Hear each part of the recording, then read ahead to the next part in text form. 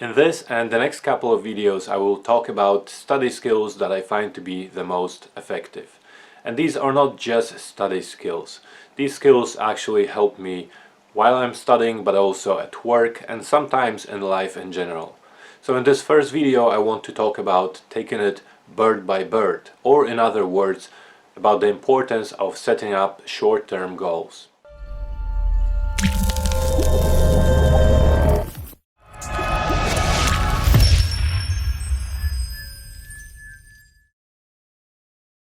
So first, before I start discussing the importance of setting up short-term goals, where does the expression bird by bird come from?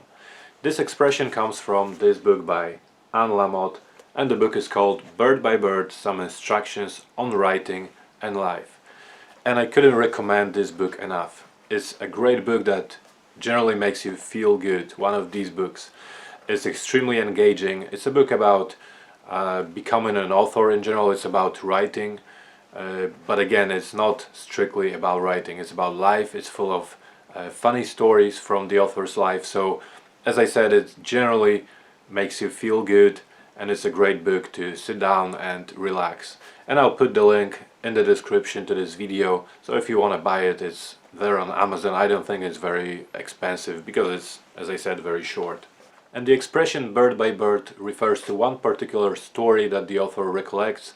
So now I'll read that story to you, and apologies if I'm not a good narrator. 30 years ago, my older brother, who was 10 years old at the time, was trying to get a report on birds written that he had had 3 months to write. It was due the next day. We were out at our family cabin in Bolinas, and he was at the kitchen table, close to tears, surrounded by binder paper and pencils and unopened books on birds, immobilized by the hugeness of the task ahead. Then my father sat down beside him, put his arm around my brother's shoulder, and said, "Bird by bird, buddy, just take it bird by bird." So in other words, what happened here is that this poor little guy had to prepare a report on birds. But when he thought about the whole report and how far behind he was, he just felt extremely anxious. So his dad advised him to just focus on describing one bird at a time. So in other words, to break the whole task down into a number of smaller tasks, or to set up a number of short-term goals instead of having this long-term goal of finishing the whole report. And this makes plenty of sense to me, and this is something I've been talking about and I have been doing, and I have been advising other people to do. So again, it's extremely important to break down the whole large task into smaller tasks and to set up a number of small and short-term goals. This can be applied to pretty much everything. So when you think, for example, about writing, if you think about having to write 3,000 words for your dissertation or PhD thesis or anything that you are writing at the moment, 3,000 words in a week, for example. To some people, to write 3,000 words in a week may sound extremely difficult and discouraging. So when they think about this task, when you look at the blank page in front of you and you think that you need to write 3,000 words and you have 0 words at the moment, of course this may be extremely discouraging. But let's try to break it down into smaller goals. So let's break it down into 5 goals, because I still want you to have your weekend off. And if you don't know why, you should watch my previous video in which I talked about the importance of taking breaks and resting. So let's break it down into 5 days. And as a result, now you have to write 600 words each day. So this sounds much better, doesn't it? 600 words a day, so you have the whole day just to write 600 words. And 600 words is roughly about one page of text per day. And I apply this strategy of setting up short-term goals to pretty much everything that I do.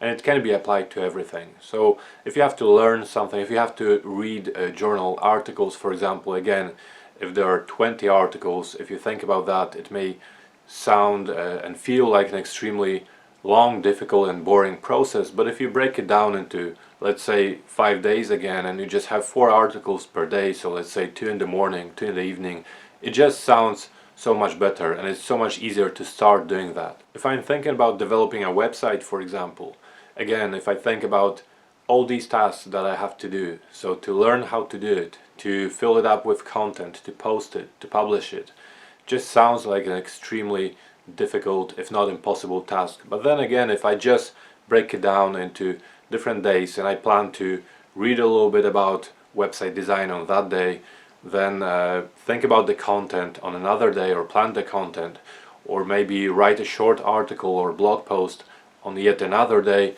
and then publish it on another day. It just makes it easier. And finally, another advantage of doing that, and it's an absolutely crucial advantage, is that doing that, breaking down the whole large task into a number of smaller tasks or short-term goals, helps you see the progress. And this is, as I said, extremely important, and I could not stress this importance enough.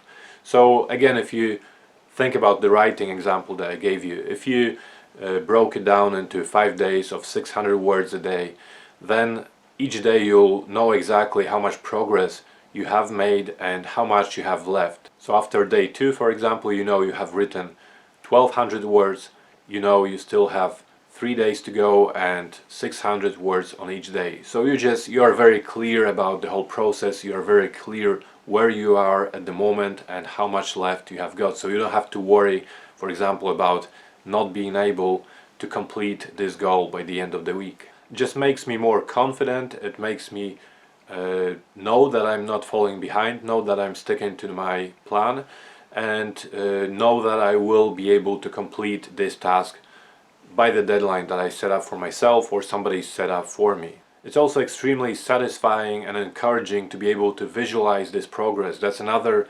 strategy that I want to talk about in the future, but basically when I write these goals down in a calendar or a notebook, and later on as I make this progress, as I proceed through each day, I tick it off, I tick this little short-term goal off, and as I said, just makes me feel confident and makes me visualizing that progress really helps me.